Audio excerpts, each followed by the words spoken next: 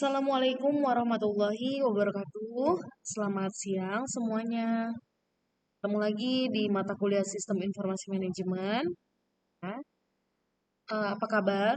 Ya, semoga semua baik-baik aja ya kalian dan tetap semangat buat kuliahnya. Baik, hari ini kita sudah masuk di pertemuan kelima, yaitu tentang Sistem Informasi Keuangan. Baik, apa sih itu Sistem Informasi Keuangan ya? Sistem informasi keuangan adalah sistem informasi yang memberikan informasi kepada orang atau kelompok, baik yang berada di dalam perusahaan maupun di luar perusahaan, yang memuat mengenai permasalahan keuangan dan juga menyediakan atau berisi informasi tentang arus uang bagi para pemakai yang ada pada seluruh perusahaan. Dengan kata lain bahwa sistem informasi keuangan di sini merupakan bagian dari sistem informasi manajemen ya yang digunakan untuk memecahkan seperti masalah-masalah keuangan dalam perusahaan dalam tanda kutip. Sistem informasi keuangan berkaitan dengan sistem informasi manajemen. Makanya disebutkan bahwa di sini SIK itu merupakan satu subsistem dari CBIS ya, Computer Based Information System. Wujud daripada sistem informasi keuangan secara administrasi tertera pada bentuk-bentuk formulir, ya, buku-buku, dan juga catatan-catatan akuntansi serta laporan-laporan yang disajikan. Adapun fungsi-fungsi daripada sistem informasi keuangan adalah untuk menentukan hasil daripada pelaksanaan operasi perusahaan yang meliputi adanya pemisahan keterangan jumlah barang dan uang dari catatan-catatan perusahaan. Dan yang kedua adalah membuat laporan untuk pemimpin. Kemudian untuk dapat mengikuti jalannya harta dan hutang perusahaan, ya di dalam fungsi ini meliputi pemeliharaan terhadap bermacam-macam buku dan juga rekening seperti kas, rekening-rekening milik pemilik, ya dan juga lain-lain. Dan yang terakhir adalah untuk mempermudah perencanaan kegiatan-kegiatan perusahaan, tindak lanjut daripada pelaksanaan dan juga perbaikan dari rencana. Ya. Sistem informasi keuangan di sini juga mempunyai 3 fungsi pokok ya atau 3 tugas pokok, yakni adalah yang pertama mengidentifikasi kebutuhan uang yang akan datang, membantu perolehan dana tersebut ya dan juga mengontrol penggunaan. Nah, ini untuk bentuk model sistem informasi keuangan ya. Kalian bisa lihat di sini bahwa di sebelah kiri kalian itu merupakan subsistem input ya, dan yang di sebelah kanan adalah subsistem outputnya.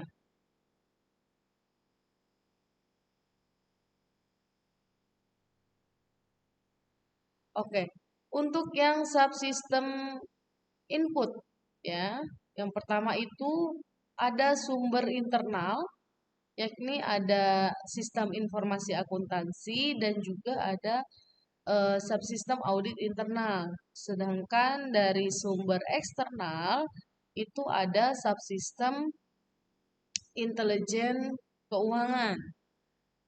Ya, baik. Eh, yang pertama itu ada subsistem sistem informasi akuntansi ya. Sistem informasi akuntansi adalah sistem yang dapat mengumpulkan, ya, mencatat, menyimpan, dan memproses data untuk menghasilkan informasi bagi para pembuat keputusan. Hal ini termasuk orang, ya, prosedur dan juga instruksi, data, perangkat lunak, infrastruktur, teknologi informasi dan juga kontrol internal terhadap langkah-langkah keamanan. Ya. Sistem informasi manajemen digunakan oleh pihak manajemen dalam menjalankan bisnis perusahaan berdasarkan account-account yang terjadi dalam jurnal perusahaan. Sehingga sistem informasi akuntansi dalam hal ini juga sebagai sumber informasi yang berguna dalam mencapai tujuan perusahaan dan biasanya telah terintegrasi dalam sistem informasi manajemen. Kemudian yang kedua ada sistem audit internal. Ya, di sistem audit internal itu harus eh, apa namanya, memiliki pengetahuan dan juga keterampilan yang dibutuhkannya. Nah, eh, audit internal atau eh, orang yang bertugas, ya biasa kita sebut dengan auditor, ya, orang yang bertugas memeriksa catatan akuntansi untuk menguji kebenarannya. Nanti ada yang bersumber dari auditor internal dan ada juga yang bersumber dari luar atau kita sebut dengan auditor eksternal. Auditor internal ini adalah pekerja dalam perusahaan yang biasanya terlibat dalam pekerjaan perancangan dan evaluasi sistem informasi konseptual seluruh perusahaan. Ya, dengan demikian subsistem audit internal ini dirancang untuk melakukan studi khusus ya mengenai operasi perusahaan untuk mengevaluasi dan juga menguji berbagai kebenaran yang telah diimplementasikan oleh operasional perusahaan. Kemudian yang berikutnya ada subsistem intelijen keuangan. Subsistem pemrosesan data yang mengumpulkan data internal dan juga lingkungan sebagai hasil daripada transaksi bisnis dengan perusahaan lain. Data tersebut dikumpulkan dari sistem entry pemesanan dan account receivable, mengumpulkan data dan bagaimana sistem pembelian, penerimaan dan account payable mengumpulkan data pemasok ya dan lainnya. Selanjutnya, berbagai data tersebut juga akan diproses atau diolah hingga menjadi suatu informasi yang dapat dikonsumsi dan berguna bagi seluruh pihak yang berkepentingan. Data internal intelijen ini berfungsi sebagai dasar untuk pemecahan masalah yang berhubungan dengan segala aspek operasi perusahaan. Sebagai contoh, menggunakan data yang diperoleh dari pelaporan kerja yang digunakan sebagai dasar untuk menyusun atau merevisi standar penampilan, data lingkungan memberikan dasar untuk pemecahan masalah yang berkaitan dengan pelanggan dan pemasok perusahaan. Sebagai contoh juga dalam menggunakan model matematis, ya, untuk mensimulasi pengaruh dari keputusan mengenai inventarisasi. Manajer akan memasukkan skenario yang sebagian didasarkan pada data accounting historis yang menjelaskan pesanan pelanggan dan lead time-nya daripada pemasok. Kemudian di subsistem output model sistem informasi keuangan ya ada subsistem peramalan, ada subsistem manajemen dana ya sorry, dan subsistem pengendalian ya. Yang pertama ada peramalan ya. Di subsistem peramalan memproyeksikan aktivitas perusahaan untuk jangka waktu yang lebih lama ya, misalkan 10 tahun ke depan ataupun lebih. Ya, aktivitas tahun yang akan datang terutama itu dipengaruhi oleh permintaan pasar dan hambatan internal seperti kapasitas produksi dan juga keuangan yang ada. Bila jangka waktu peramalan tersebut diperpanjang, maka pengaruh lingkungan meningkat. Perubahan kebutuhan harus diantisipasi seperti halnya mengantisipasi iklim ekonomi. Model peramalan ini dikembangkan melalui dua kacamata utama, yaitu meliputi data internal dan lingkungan. Data ini akan memberikan dasar bagi perencanaan jangka pendek dan jangka panjang. Dan model ini juga berfungsi sebagai alat DSS ya atau Decision Support System untuk memecahkan masalah yang menjadi kurang terstruktur karena adanya perpanjangan waktu perencanaan. Kemudian yang kedua ada subsistem manajemen dana ya.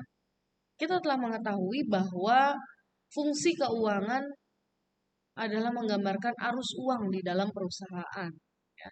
Subsistem manajemen dana ini adalah bagian dari sistem informasi keuangan yang mempunyai pengaruh yang sangat kuat pada arus tersebut. Model cash flow adalah contoh yang tepat mengenai cara penggunaan komputer untuk mengelola arus uang. Karena ia mencakup seluruh struktur, yaitu dari penerimaan cash sampai dengan pembayaran atau pengeluaran kas.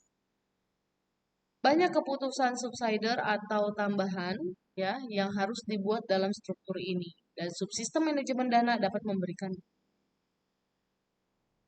Perusahaan tidak secara penuh dipengaruhi oleh lingkungannya yang berkaitan dengan sumber uang.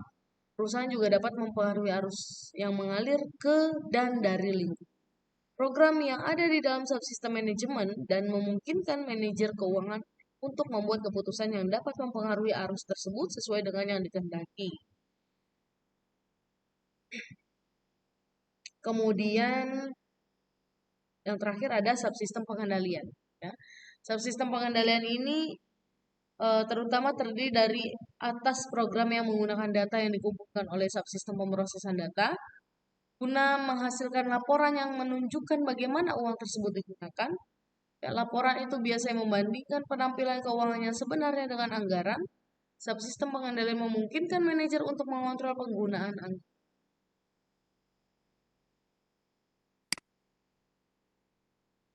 Berikutnya di sistem informasi keuangan ya, sesuai dengan yang dijelaskan sebelumnya, ada sistem informasi akuntansi dan juga sistem informasi anggaran ya, mana sianya menyediakan data akuntansi yang berupa catatan mengenai segala sesuatu yang terjadi di dalam perusahaan, sedangkan sistem informasi anggaran menyediakan informasi keuangan bagi manajer keuangan.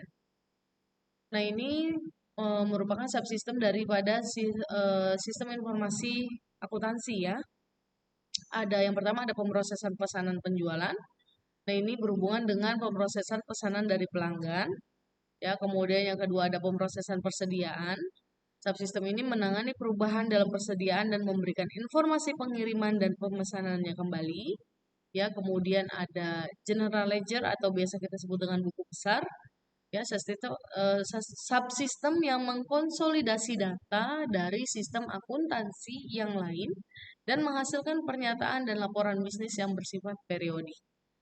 Kemudian ada piutang dagang ya untuk mencatat piutang pelanggan dan juga menghasilkan faktur, pernyataan pelanggan bulanan serta laporan manajemen kredit. Nah, untuk di sistem informasi anggaran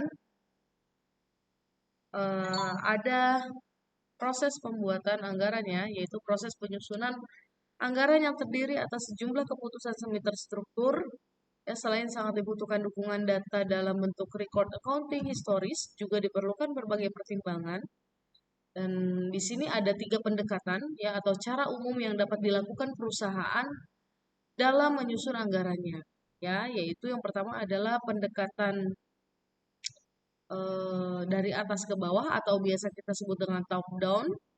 Ya, kemudian bottom up dari bawah ke atas dan juga partisipasi atau partisipasif. Ya. Pendekatan top down ya ini jika dilakukan melalui pendekatan top down, eksekutif perusahaan menentukan jumlah anggaran yang kemudian penentuannya dibebankan kepada tingkat bawahannya. Rasionalisasi pelaksanaan pendekatan ini adalah bahwa eksekutif mempunyai pemahaman yang paling baik mengenai tujuan jangka panjang perusahaan dan dapat mengalokasikan dana yang dapat digunakan oleh perusahaan untuk mencapai tujuan tersebut.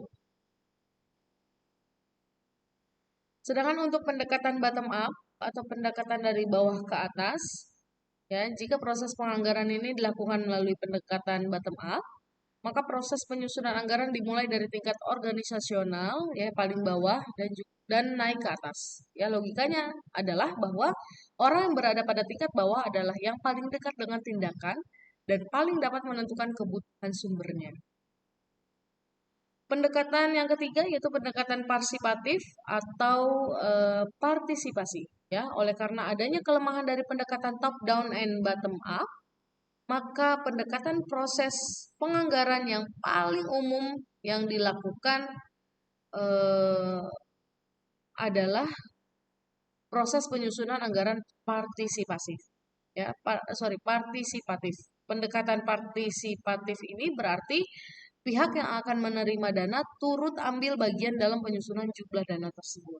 Ini adalah pendekatan give and take, ya, yakni bahwa manajer pada berbagai tingkat melakukan negosiasi untuk menyusun anggaran agar semuanya mendapat kepuasan. Manajer tingkat menengah berperan pokok dalam proses ini, yaitu dengan memberikan pandangan jangka panjang kepada eksekutif dan memberikan pandangan mengenai kebutuhan jangka pendek bagi manajer tingkat bawah.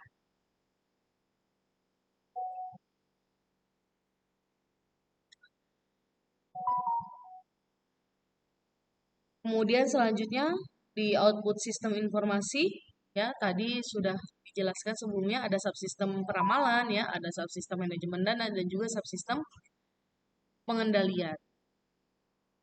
Nah, ini untuk subsistem peramalan ya, fungsinya adalah untuk melakukan evaluasi terhadap kinerja keuangan saat ini dan terproyeksi dalam bisnis tentunya ya. Fakta dasarnya yaitu untuk proyeksi dari masa lalu, keputusan semi terstruktur ya, dan juga tidak ada peramalan yang sempurna. Dan kalau dilihat dari jenisnya ada dua jenis ya di sini, ada peramalan jangka panjang dan juga peramalan jangka pendek. Untuk metode peramalan sendiri ada kuantitatif, ada non kuantitatif. Yang non kuantitatif itu terbagi lagi menjadi teknik konsensus panel, metode DLP dan juga rapat elektronik. Di manajemen dana sudah dijelaskan juga sebelumnya ya ini. Kemudian di subsistem pengendalian juga sudah ya. Oke, kita masuk ke auditor. Ya, auditor tadi adalah orang yang bertugas memeriksa catatan akuntansi untuk menguji kebenarannya ya. Nah, auditornya ada dua nih ya, ada auditor eksternal dan juga auditor internal. Kalau eksternal biasanya memang yang bekerja untuk kantor akuntan publik ya, itu berada di luar perusahaan. Tapi kalau auditor internal itu adalah auditor yang dimiliki sendiri oleh perusahaan ya untuk mengaudit laporan-laporan keuangannya tentu. Kemudian untuk auditor internal, ya sifat pekerjaannya ya pasti ada objektivitas ya dan juga independen. Harus memiliki pengetahuan dan juga keahlian baik di bidang pendidikan, kemampuan khusus dan juga pengalaman. Ya, kalau dilihat dari segi struktur organisasi, posisi audit internal ada di dalam organisasi ya. Baik, itu saja mungkin yang dapat saya sampaikan untuk di pertemuan kelima ini mengenai sistem informasi keuangan. Jika memang kalian ada yang mau ditanyakan, nanti silakan didiskusikan di WAG saja ya. Dan jangan lupa untuk tugas UASnya, ya proyek UASnya untuk dilanjutkan kembali ya. Kalau bisa sudah harus sampai di bab 2 yaitu di tinjauan pustaka atau landasan-landasan teorinya ya. Baik, terima kasih. Sampai ketemu lagi di pertemuan berikutnya. Saya akhiri. Wassalamualaikum warahmatullahi wabarakatuh.